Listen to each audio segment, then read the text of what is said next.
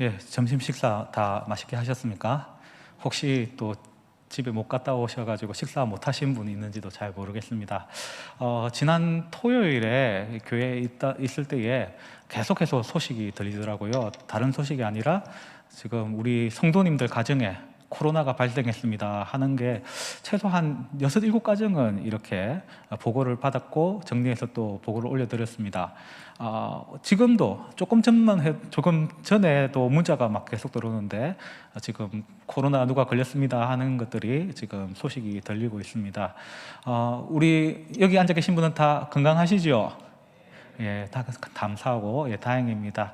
우리 좌우에 계신 분에게 또 이렇게 격려하면서 또 축복하면 좋겠습니다. 항상 영육간에 강건하시길 바랍니다. 우리 축복하겠습니다. 예, 여러분 항상 영육간에 강건하시기를 주님의 이름으로 축복합니다. 오늘은요 사사기 3장 7절부터 11절 말씀, 하나님이 사용하시는 사람이라는 제목으로 하나님 말씀을 전하려고 하는데요, 제가 허 목사님 설교가 수요기도의 설교가 사사기 본문이거든요. 제가 사실 끼어든 건데, 근데 제목이 조금 나중에 저는 몰랐는데 허 목사님이 하나님의 다스림을 받는 사람 이렇게 했는데, 둘이 사전에 합의한 적이 한 번도 없거든요. 근데 마치 시리즈처럼 이렇게 되어 있는 것 같아서 참 놀랍고 신기하기도 합니다. 아무튼 오늘 사사기 말씀을 보게 될 텐데요, 여러분 사사 하면은 어떤 인물이 떠오르십니까? 뭐 삼손이 있을 것이고, 기드온, 뭐 드보라, 또 에훗, 이런 사람들이 떠오를 것입니다. 사사기에 보면은 대표적인 사사 12명의 이름이 등장을 합니다. 그런데 이들은 하나같이 약점이 있는 그런 사람들이었습니다. 에훗은 장애인이었습니다. 드보라는 당시 남성 중심의 사회에서 여성이라는 그런 약점이 있었습니다. 또 입다의 경우에는 기생의 소생이었고요, 삼손의 경우에는 여성 편력을 가지고 있었습니다. 오늘 본문에는 첫 번째 사사 온니엘이 등장하고 있습니다. 앞서 제가 소개했던 사사들에 비해서 온니엘은 좀 그나마 조금 정상적이지 않는가, 이렇게 생각하지는 않으십니까? 오늘 본문 말씀의 7절을 보시게 되면은 이스라엘 자손들이 여호와 앞에서 악을 행하였다라고 이렇게 시작을 합니다. 어떤 악을 저질렀습니까? 자기들의 하나님 여호와를 잊어버리고 바알들과 아세라들을 섬겼다라고 말씀을 하고 있습니다. 이스라엘은 불과 한 7, 80년 전만 하더라도 이집트의 노예로서 살고 있는 그런 비참한 삶을 살았던 사람들입니다. 그러한 자들에게 하나님께서 은혜를 베풀어 주셔서 그들에게 자유를 주셨고 또 약속의 땅 가나안까지 허락하여 주셨습니다. 그런데 이스라엘 백성들이 이 약속의 땅을 차지하고 이 가나안 땅을 정복하고 얼마 지나지 않아서 바로 그들은 여호와 하나님을 잊어버리고 말았던 것입니다. 그들은 빠르게 우상 숭배 가운데 젖어들게 되었습니다. 본문 7절 말미에 보게 되면은 아세라들 그리고 바알들을 섬겼다라고 말씀을 하고 있는데요, 이것은 바알과 아세라 신 자체보다는 그것들을 형상을 만든 우상들을 가리키는 용어입니다. 바알이 어떤 신입니까? 아시다시피 폭풍을 또 비를 주관하는 농경의 신입니다. 여러분, 아세라는 어떤 신일까요? 아세라는 성경에 보면 아스타롯이라는 신이 등장을 하는데 그 신과는 좀 구분이 됩니다. 아스타롯은 바알의 배우자입니다. 그래서 바알과 아스타롯이 이제 결합을 하면 비가 온다, 이렇게 믿고 있습니다. 아세라는요, 쉽게 말해서 바알 신의 엄마 신입니다. 어머니 신입니다. 그 가나안 신화에서 최고의 신이 엘 신인데 엘 신의 부인이 되고, 그리고 그 밑에 70의 신들이 있습니까? 자녀가 70이라는 이야기인데 그 중에 바알이 들어가 있습니다. 당시 시대에서는요, 이러한 신들을 사인 주셔서 감사합니다. 제가 마스크를 계속 쓰고 있었습니다. 죄송합니다. 이러한 신들을 신상을 만들어서 거리 곳곳에 두곤 했었는데요. 특별히 이 아세라 신 같은 경우에는 나무를 깎아서 만들었습니다. 나무는 이렇게 조각하기 쉽지 않습니까? 그래서 작은 모양으로 깎아서 아세라 신은 휴대용 이렇게 신상 해가지고 들고 다니는 그런 경우가 많이 있었습니다. 결국에는 이스라엘이 배은망덕하여서 살아계신 하나님을 버려두고 이와 같은 석상이나 목상을 숭배하는 이런 일들을 행했던 것입니다. 이에 8절 말씀을 보시게 되면 하나님께서 진노하십니다. 그리고 하나님께서 그들을 종으로 파십니다. 이때 팔다라는 단어는요, 당연히 사다라는 단어의 반대말일 겁니다. 근데 이 사다라는 이 단어는요, 아주 깊은 신학적인 의미가 있습니다. 이 사다라는 단어를 조금 성경 전문적인 용어를 한다면 구속이라는 단어, 즉 리뎀션이라는 단어로 말할 수가 있는데요. 여러분, 구속이 무엇입니까? 바로 예수 그리스도의 피값을 치러서 마귀로부터 우리 주님께서 우리를 사는 것을 의미를 하게 됩니다. 하나님께서는 이스라엘 백성들을 또한 애굽에서 구속하사, 즉 그들을 그 애굽에서부터 사셔서 자유를 주시는 그런 일들을 하셨습니다. 그런데 이제 하나님께서 그들을 어떻게 한다고요? 팔아버리십니다. 이렇게 팔아버리니까 어떻게 되었습니까? 다시 종이 되는 비참한 삶으로 전락을 하게 되었던 것입니다. 그런데 어디에다가 지금 파셨다라고 말씀하고 있습니까? 메소포타미아 왕 구산 리사다임의 손에 파셨다라고 말씀하고 있습니다. 이때 구산 리사다임이란 것은요, 구산이란 것은 이제 구산 지역을 가리키는데 구산 사람을 가리키는 것이고, 리사다임은 두 배로 악한 이런 뜻을 가지고 있습니다. 합치면은 두 배로 악한 구산 사람이라는 의미를 가지게 됩니다. 이것은 실제 이름이라고 보기는 힘들고요, 종살이의 이 혹독함을 나타내는 그런 별명이라고 볼 수가 있습니다. 그런데 구산 리사다임은 메소포타미아의 왕이다라고 지금 수식을 하고 있습니다. 근데 그 메소포타미아 앞에 각주 1번이 여러분 성경에 달려 있는 것을 볼 수 있을 겁니다. 그 1번을 따라서 저 밑으로 내려가게 되면은 히라고 되어 있는 걸 볼 건데, 그게 히브리어입니다. 히브리어로 뭐라고 되어 있냐면은 아람 나하라임이라고 되어 있는 것을 볼 수가 있을 것입니다. 이 아람 나하라임이라는 것은요, 뜻이 두 강들 사이라는 그런 의미를 가지고 있습니다. 이때 두 강이라는 것은 문명이 발달했던 유프라테스 강과 또 그리고 티그리스 강을 의미하게 됩니다. 그리고 그 두 강 사이니까요, 우리가 보통 이 두 강 지역을 뭐라고 부릅니까? 헬라어를 따라서 메소포타미아라고 부르지 않습니까? 즉 우리에게 익숙한 메소포타미아라는 용어를 써서 지금 한글 성경은 이 아람 나하라임을 번역을 하고 있는 것입니다. 아무튼 그 지역에서부터 외적이 쳐들어와서 이스라엘까지 덮치게 되었던 것입니다. 이스라엘은 하나님을 떠나면 좀 편할 줄 알았었습니다. 더 행복하게 살 줄 알았습니다. 그런데 오히려 자신들을 억압하는 자가 등장했습니다.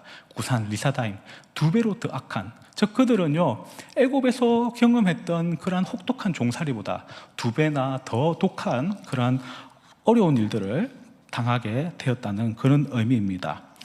이 구산 리사다임의 압제 속에서 이스라엘은 얼마 동안 종살이를 했다라고 말씀하고 있습니까? 8년 동안 종살이를 했다고 말씀하고 있습니다. 그런데 우리가 성경에서 숫자라는 것은요, 신학적인 의미를 항상 가지고 있음을 염두에 둘 필요가 있습니다. 성경에서 8이라는 숫자는 무엇을 의미하는 것일까요? 바로 부활, 다시 시작하는 것을 의미합니다. 대표적으로 예수님께서는 언제 부활을 하셨죠? 안식 후 첫날, 즉 우리 보통 3일 만에 금요일날 돌아가시고 주일에 부활하시는데, 그날을 성경에서는 안식 후 첫날이라고 합니다. 그러면 안식일은 일주일 중에 언제입니까? 제7일 안식일이라고 하지 않습니까? 그러니까 제7일 한 주간이 끝나고 그 다음날 첫날이니까 그 주일은 8일째가 되는 것입니다. 즉 예수님께서는 다시 한 주간이 시작하는 8일째에 부활을 하셨죠. 이런 의미에서 이 8이라는 숫자는 부활의 의미를 가지고 있습니다. 남자 아기가 태어났을 때에 할례를 행하지 않습니까? 언제 할례를 행하죠?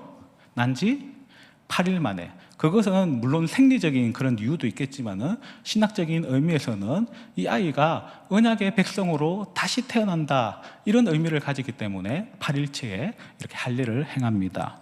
모세가 80세에 부름을 받았습니다. 이건 역시 그가 새로운 삶을 시작한다라는 그런 의미를 가지고 있습니다. 이 본문에서 8년의 억압 후에 구원자가 다시 등장하였다. 이것은 무엇을 의미하는 것일까요? 바로 하나님께서 이스라엘 백성에게 이제 다시 새로운 기회를 주겠다, 이런 의미를 가지고 있는 것입니다. 8년 만에 하나님께서는 구원자를 보내셨는데 그 이유에 대해서 9절에서는 이스라엘 자손이 여호와께 부르짖음에, 이스라엘 백성은 범죄하였습니다. 하나님을 떠났습니다. 그럼에도 불구하고 하나님께서는 그들의 부르짖음을 들으시고 그 소리에 응답하시고 일하시기 시작하시는 것입니다. 그렇습니다. 하나님께서는요, 우리를 너무 사랑하시기 때문에 우리의 기도를 듣기를 기뻐하시는 분입니다. 우리는 결단코 그 주님의 마음을 속상하게 아프게 하는 일이 없어야 될 것입니다. 또한 우리가 비록 범죄하거나 실수한다 할지라도 우리 주님이 우리의 기도를 들으시는 것을 알고 그 앞에 나와 회개하고 메어 달리기에 힘써야 될 줄 믿습니다. 자, 그렇다면은 하나님께서 세우신 이 구원자, 누가 등장하고 있습니까? 바로 오늘 주인공이라 할 수 있는 첫 번째 사사 온니엘입니다. 온니엘은요, 여호수아와 함께 이 가나안 땅을 정탐을 했던 갈렙의 집안 사람입니다. 그런데 이 갈렙과 온니엘의 관계가 지금 좀 애매한 것을 볼 수가 있는데 9절에 보면은 뭐라고 나와 있습니까? 갈렙의 아우 그나스의 아들 온니엘이라고 되어 있습니다. 그림을 한번 좀 띄워주시면 좋겠습니다. 자, 갈렙의 아우 그나스의 아들 온니엘은요, 두 가지로 해석이 될 수 있겠죠. 하나는 무엇일까요? 갈렙의 아우이면서 그나스의 아들인 온니엘이라는 의미를 가지고 있습니다. 즉 갈렙의 아우가 누구라고요? 온니엘입니다. 갈렙의 아우, 그나스의 아들 온니엘이니까 갈렙의 아우인 온니엘로 번역을 할 수가 있습니다. 이 번역의 경우에는요, NIV라든지 ESV라든지 NASB 영어 성경들이 이렇게 번역을 하고 있습니다. 반면에 두 번째 번역은요, 갈렙의 아우인 그나스의 아들 온니엘입니다. 즉 갈렙의 아우가 누구를 수식하느냐가 중요한데 갈렙의 아우가 그나스를 수식을 하게 되죠. 그러면은 갈렙은 그나스의 형님이 되는 꼴이 되지 않습니까? 그럼 갈렙과 온니엘의 관계가 무엇이 될까요? 삼촌과 조카 관계가 됩니다. 일단 문법적으로 봤을 때는 두 해석 다 가능한 해석이라고 볼 수가 있습니다. 자, 그렇다면 여러분 어떻게 생각하십니까? 저도 예전에 그 학생 때 성경 퀴즈 대회에 이 사사기 공부하면서 너무 헷갈려가지고 무슨 관계일까 되게 궁금해했는데요. 여러분들은 어떻게 생각하십니까? 갈렙과 온니엘의 관계, 갈렙은 온니엘의 삼촌일까요? 아니면 형님일까요? 여기서 좀 하나 짚어야 될 부분은 갈렙의 아버지가 누구인가 하는 것입니다. 여러분 보통 갈렙을 부를 때에 누구의 아들 갈렙 이렇게 하지 않습니까? 누구의 아들이라고 하죠? 여분네의 아들 갈렙, 눈의 아들 여호수아 이렇게 합니다. 즉 갈렙이 아버지가 이름이 여분네면은 만약에 온니엘이 그 갈렙의 동생이라면은 온니엘의 아버지 이름 뭐가 돼야 됩니까? 똑같이 여분네가 돼야 되겠죠. 그러면은 갈렙의 아우, 그 다음에 여분네의 아들 온니엘, 이렇게 해석하는 게 일단은 맞아 떨어질 것입니다. 자, 이런 관점에서 보면은 온니엘은 갈렙의 뭐가 됩니까? 조카가 되는 것, 이렇게 해석이 될 수가 있을 것입니다. 이렇게 해석하는 것 역시 큰 무리는 없습니다. 그런데 여기에서 조금 주목해야 할 구절이 있습니다. 바로 민수기 32장 12절 말씀입니다. 자, 우리 그 노란색 부분만 한번 같이 읽어볼까요? 시작. 그나스 사람 여분네의 아들 갈렙. 자, 여분네의 아들 갈렙을 향하여서 어디 사람이라고 말하고 있죠? 그나스 사람. 아까 전에 온니엘을 그나스의 아들이라고 했는데 그나스 사람이라고 이렇게 수식을 붙이고 있는 것을 볼 수가 있습니다. 그렇다면은 이때 말하는 그나스는 무엇을 의미하는 것일까요?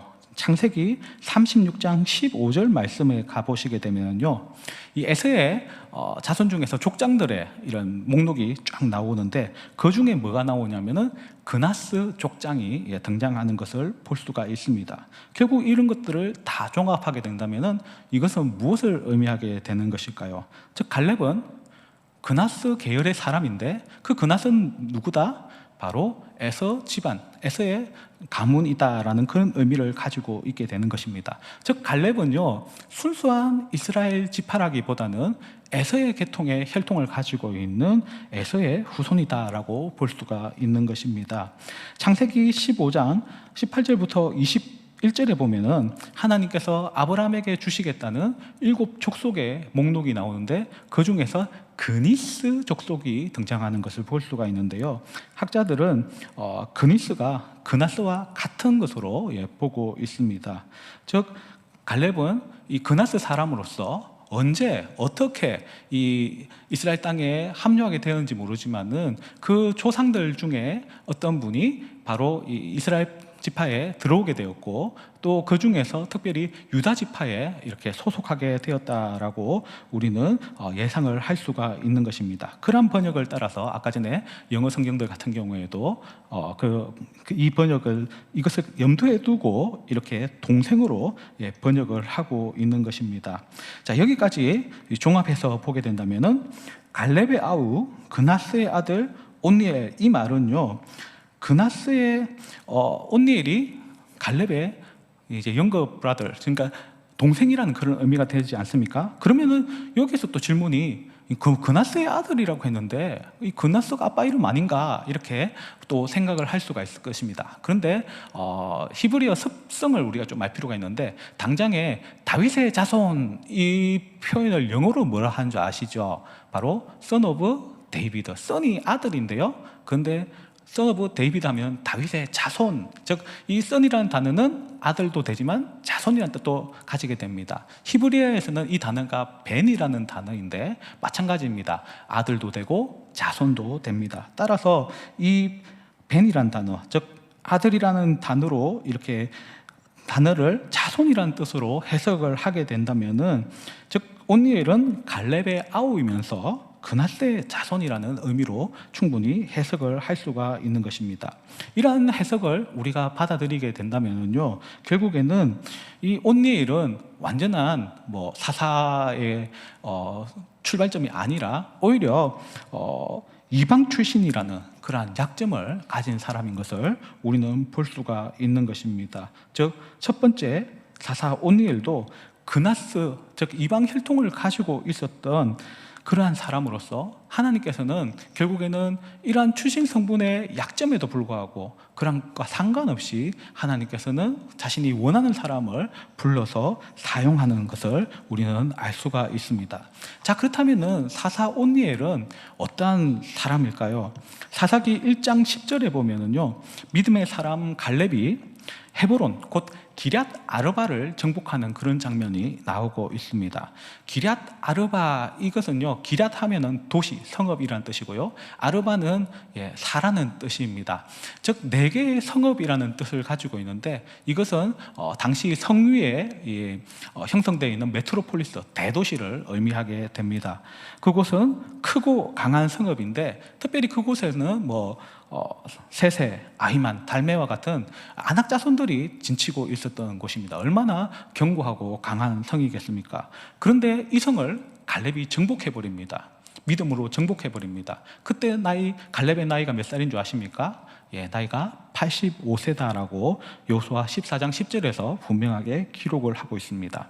더 나아가 갈렙은요, 드빌, 곧 기럇 세벨에 진을 치게 되는데요, 이 기럇 세벨에 조금 주목해 볼 필요가 있습니다. 앞서 기럇은 도시란 뜻이고 세벨은 무슨 뜻이냐면은 책이란 뜻을 가지고 있습니다. 즉 이것 합치면 책의 도시라는 의미를 가지고 있겠죠. 당시에는 종이가 없었습니다. 그래서 어떻게 이 문서를 남겼냐면은 주로 토판에다가 이 쐐기 문자 같은 것을, 글자를 남기고 그것을 이렇게 얇게 구워 가지고 이제 건조를 시킨 다음에 토판 형태로 이렇게 쌓아서 만드는 그런 일들을 했는데, 즉 쉽게 말해서 책의 도시라는 것은 그곳에 도서관이 있다는 것이죠. 중요한 문서들이 이렇게 있다는 것이죠. 어떤 문서들이 있을까요? 물론 역사서나 뭐 실록 같은 게 있을 수도 있겠지만은 당시에 뭐 계보 기록이라든지 매매 계약서라든지 당시 종교적으로 철학적으로 이런 중요한 문서들이 다 이렇게 모이는 곳이 어디냐면은 바로 기럇 세벨이라는 곳이라는 것입니다. 여호수아 15장 49절에 보시면은요, 이 기럇 세벨, 즉 드빌이 뭐라고 되어 있냐면은 기럇 산나라고 표기가 되어 있습니다.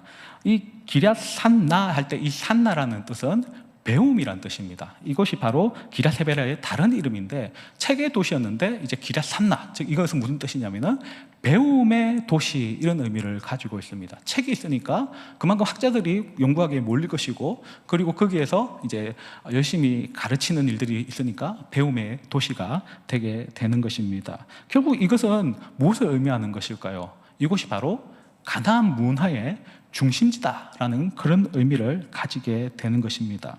따라서 이 가나안 문명의 집대성은 다 이 도시 기럇 세벨에 다 모인다는 것인데, 이곳을 파괴한다는 것은 무엇을 의미하는 것일까요? 바로 우상의 나라, 이 가나안의 핵심을 파괴한다, 이런 의미를 가지게 되는 것입니다. 이 가나안 문화의 핵심을 파괴한 사람, 그 사람을 나의 사위로 삼겠다라고 이 갈렙은 공약을 걸었고요. 그 공약에 따라서 온니엘은 이 기럇 세벨에 진치고 올라가서 싸워서 승리를 거두었던 것입니다. 결국 이 갈렙의 조치, 즉 이 가나안 문명의 핵심을 파괴하는 사람을 사위로 삼겠다라고 말하고 있는 것은 무엇일까요? 정말 괜찮은 사위를 찾겠다. 어떤 사람일까요? 세상의 문화의 중심을 파괴할 수 있는 그러한 믿음의 사람을 내 사위로 삼겠다라는 이러한 고백이 담겨 있는 것입니다. 여러분, 이제 사위 찾을 때 되신 분 되지 않습니까? 그래서 뭐 간혹 딸을 위한 사위감을 뭐 구해달라 이렇게 부탁을 하시곤 하는데, 어떤 사위를 구해줄까요? 물어보면은 믿음만 좋으면 됩니다, 이렇게 말하는 경우가 많아요. 그죠? 그래서 진짜로 믿음만 좋은 사람을 딱 소개해주면 어떻게 합니까? 믿음은 좋은데 키가 좀 작아서, 믿음은 좋은데 직장이 좀 약해서, 이렇게 하지 않습니까? 근데 갈렙은요, 뭐 키가 작아서 이런 거 안 받습니다. 직장이 좀 약해서 이런 거 안 받습니다. 오로지 믿음 좋은 사위, 이것을 목표로 했기 때문에 그와 같은 명령을, 그 약속을 이렇게 내밀었던 것입니다. 결국 이 부름, 이 갈렙의 선언에 응답한 사람이 누구라고요? 바로 온니엘인 것입니다. 믿음의 사람 온니엘은요, 믿음의 신랑감이 되기 위하여서 그 일들을 행하게 되었고요, 결국 가나안 문명의 중심지인 기럇 세벨을 정복하는 그런 업적을 낳게 되었던 것입니다. 그리고 세월이 지나서 이제 하나님께서는요, 이 믿음의 사람을 다시 세우십니다. 어떠한 사람으로요?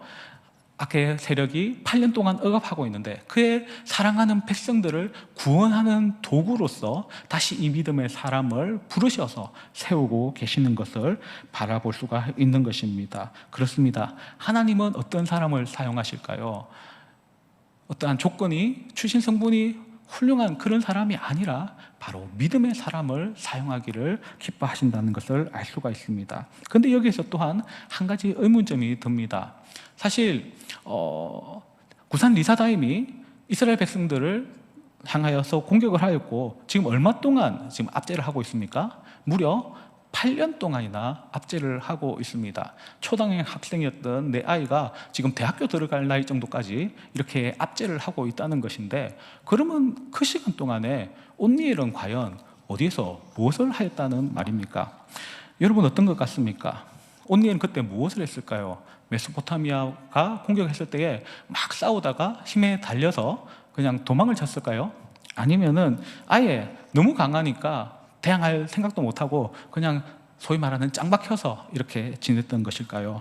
여기에서 생각해 볼 부분이 이 구산 리사다임이 쳐들어왔을 때의 이 온니엘의 나이입니다. 이 온니엘은 학자들 대부분이 이미 이때쯤 됐을 때는 그도 연로한 노인이었을 것이다 라고 학자들은 이야기를 합니다.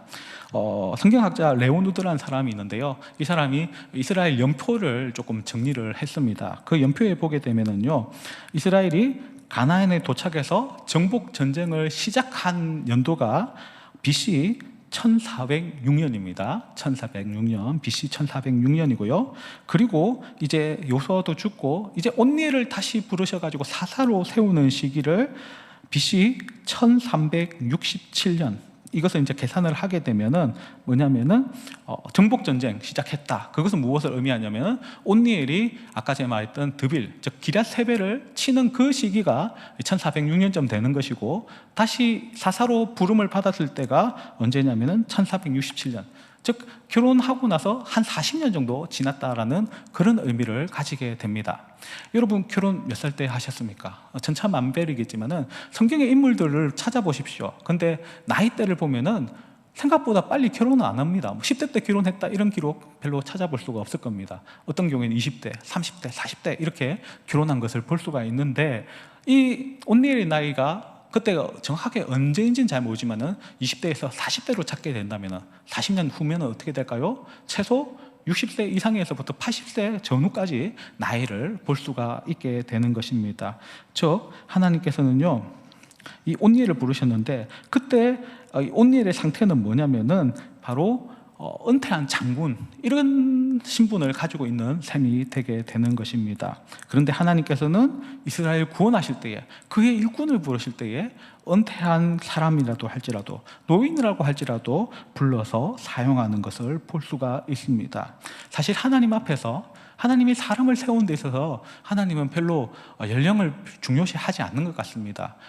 온니엘 앞서 갈렙이 몇 살 때에 이 산지를 내게 주소서 하였습니까? 바로 85세 때에 그 말을 했었고요. 그에 앞서서 하나님께서는 모세를 부르실 때, 모세가 80세 때 부르신 것을 볼 수가 있습니다. 결국에는 하나님께서는 연령을 초월하여서 믿음의 사람을 부르신다는 것을 알 수가 있습니다.